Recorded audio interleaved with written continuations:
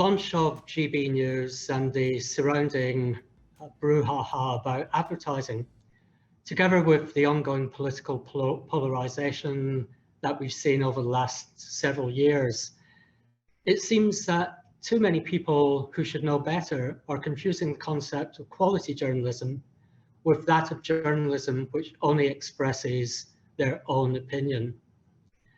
From this perspective, I think it's incredibly important that we in the UK, working in the news industry, continue to have a broad range of journalism that expresses different viewpoints, and not to follow the dangerous precedents that we're seeing in countries like Turkey, Hungary, and in Hong Kong as well. I think a good example of quality journalism that may not come to everyone's mind in the first instance was the Sun's exclusive story on the Matt Hancock affair.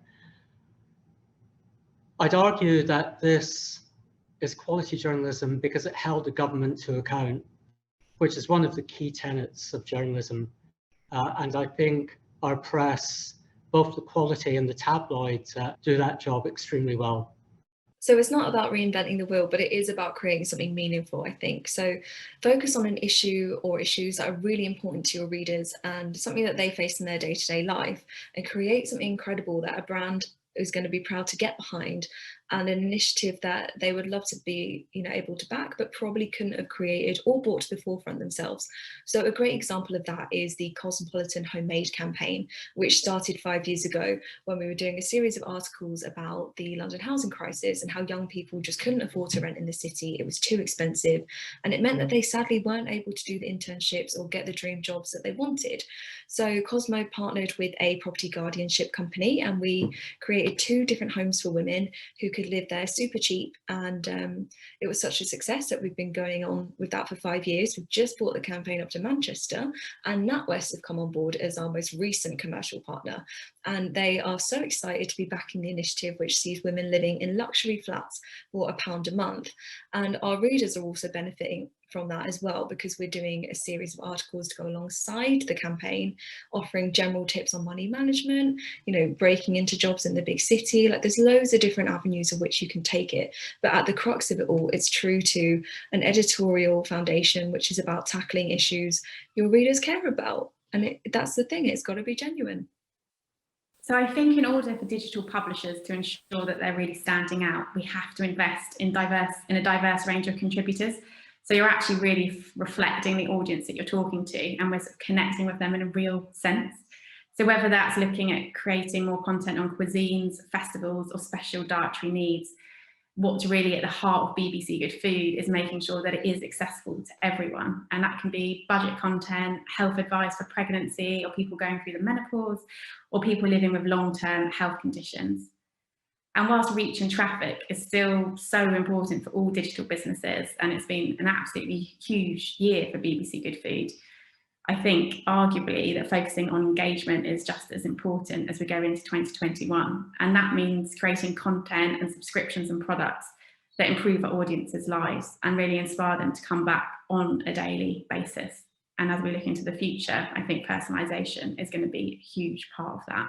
And that's definitely the way I see the business moving forward. I think for premium publishers, it's really important, not just the content, but the context around it. And by that, I mean, premium publishers, members of the AOP, for example, will always have great content. As a consumer of that content, though, you want the overall experience to match the quality of the content. So you want quick page load times. You want you don't want pop-up advertising. You want the ads to be within context rather than intrusive or feeling irrelevant. So I think the publishers that will win in the next few years are those that combine great content by putting that in a great context. Which means that then advertisers want to return, they want to consume more, they trust the publisher, they're happy to give that publisher permission to gather and use their audience data. That's what will be key in the next few years for premium publishers. I mean, in terms of really investing for us to ensure that we provide really good quality content to our audiences in digital. Thinking about Dennis specifically, really our content's quite in depth. I mean, we inform, we educate, we entertain across all of our pillars. So that's anything from finance, tech, business, current affairs. So it's really, really important that we have a high quality editorial team that are very much digital first. So with everything that's been happening over the last, 18 months, 12 months, we've continued to sort of invest really in our editorial products, and it's very much digital first as well. But really what's interesting is not just about that kind of core editorial, but it's also our branded content as well. So we apply the same high quality metrics to both our editorial, but also our branded content, because our audiences come to us to really, as I've said, sort of be informed and be educated. It's so important that that shines through across all of our digital products, especially when they're coming to our sites to read quite in-depth content. So it works for both our audience and also our advertisers. But what we've also done underpinning a lot of our work is invested in platform. When we're thinking about kind of standing out to audiences, there's kind of two sides to our platform approach. One is the actual sites themselves. So Polaris, which is a platform that we've kind of created, built, we've been really re-platforming all of our sites to that, which is really important. It's about optimizing user experience, faster loading, better positioning for adverts, but also for editorial as well, faster refresh, better SEO. These are all the kind of key things that we've been investing in to ensure that our sites are really optimized for our audience. It's the best possible experience, but also that kind of interactive experience as well. So we have a full immersive platform that we'll frequently use when we're building out sort of content, both for advertisers and also for our audiences too. So they get that real interactive experience embedded into our digital products too. So all in terms of investment, it's kind of those three areas. It's investment in editorial, but then it's investment in platforms as well. One of my mantras is the data is not a zero-sum game. There is not only one source of data you should ever use, but everybody should be very clear about the data they are using is objective and quality and recognized for what it is. That doesn't mean that people can't use their own data. People can use their own data, but it has to come with an asterisk that if you're using your own data, there's every chance that it comes with an element of self-interest. I think the measure of quality, whether it's by reach, time spent, page views, it is important that when publishers are talking to the market about those measures, that they are using the agreed standard. But I would say that, wouldn't I? Because I'm CEO of UCOM. But I think it is very important. And I see the ANA in the US have just started talking about an audit of data quality. And for me, that's a given. That's a hygiene factor. People understanding the source, the methodology, the objectiveness is an absolute given as far as I'm concerned, and the market doesn't function without it. So whatever metrics you are talking about, or whatever metrics a publisher is talking about, they have to be able to talk about it using data that is recognized. Well, it goes without saying that you have to start with good journalism that people want to read. That's a given. Leaving that aside though, the best journalism won't reach an audience without investment in data and in web development. Data should underpin the decisions made in content, and not from the narrow perspective that we've stuck to in the past of just looking at click-throughs, but much more broadly looking at engagement metrics, time spent, frequency of visits, traffic referral sources, all of which can help drive revenue, both from an advertising and from a reader revenue strategy point of view. One of our tools at Google News Consumer Insights works with Google Analytics to help translate data points into information and provide actionable insights and recommendations to help drive reader revenue. Moving on to web development, it still shocks me how many sites offer a poor user experience. The ad industry is frequently blamed for poorly targeted remarketing campaigns, but I'd argue that publishers too often just look at pure revenue goals and ignore the user experience. Things like ad loads, inappropriate content recommendations, intrusive takeovers, autoplay video, and many others all contribute to this. And then I'd also highlight site speed as being a key issue. It's great to see that publishers are finally taking action on this and investing in site speed, particularly at the heart of Core Web Vitals, but more can still be done. So native recipe content has been really huge for us this year and quite groundbreaking, to be honest. So that's us creating bespoke recipes around a particular product, which we would definitely consider as a quality cook's ingredient. So we'll only create recipes where we know that there's a strong user demand for them, or we really see that as being a big upcoming trend.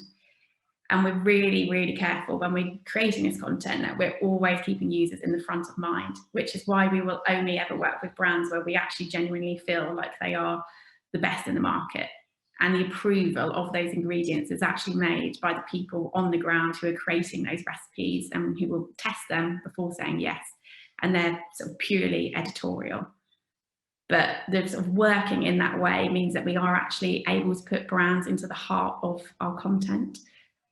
I also think that transparency in the way we label up our content is absolutely key. So it has to be really clear to the user that a commercial exchange has taken place, and that's a big part of maintaining quality. I also think that we're using our platforms in a different way than we have done before. So we're creating campaigns in a very 360 way, so running across print, social, digital, and eCRM activity, and looking to sort of fulfill the brand's KPIs using those different products. But I think it always comes down to, with every commercial piece of content that we're looking at, that we have to be asking ourselves, what is the added value for the user? And we have to keep the audience at the heart of every decision we make. And that safeguards us for the future, but it's also better for the brands that we're working with, because we know that we're helping them to create quality material that our audience are actually going to like, and that it's additional and useful content for our audience, and it protects our brand too. It's really clear to me that the publishers that will win in the next few years are those that have both a premium context in terms of, quality content, and also premium audience data. Now, Google has obviously deferred that decision to deprecate third-party cookies, but that's a deferral, not a cancellation. It's clear that's still the same direction of travel. And the publishers that win will be those that prepare really thoroughly by building out their audience data, both demographics and interest-based segments, which they can then communicate to advertisers, who can then continue to retain the benefits of targeted advertising in a premium context using well-permissioned, high-quality, verified first-party audience data.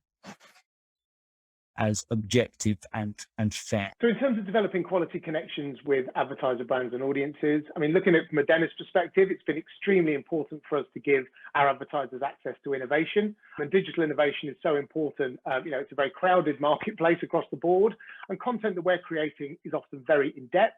So it's really that innovation comes in different forms, which can be anything from data segmentation, building out the right audiences, to building really immersive experiences. It can be creating the best quality video for our advertisers as well, that all sits within a kind of digital experience, a digital site, or whether it's social, that's really, really optimized. And that's something that we're constantly investing in to ensure that we can give our advertisers the best possible experience, as I say, from both the point of view of digital data right the way through to creating really, really strong content. Everyone assumes that the presence of advertising equals a blocker to enjoyment or experience. It is not necessarily the case. It's a much bigger debate to be had about ad avoidance and the correlation of quality with advertising. But I think well-placed sponsorship, advertising, and partners' messages is fully acceptable across even those that don't have paid subscription. We probably need to set that as a rule, that the presence of advertising does not automatically equal lower quality. I suspect that most users are more than willing to accept the the subtle, appropriate presence of advertising partnerships. The presence of advertising, whether it's in on standard websites, whether it's in audio or whether it's in video, the presence of advertising does not automatically or should not automatically equal lower quality experience for the user.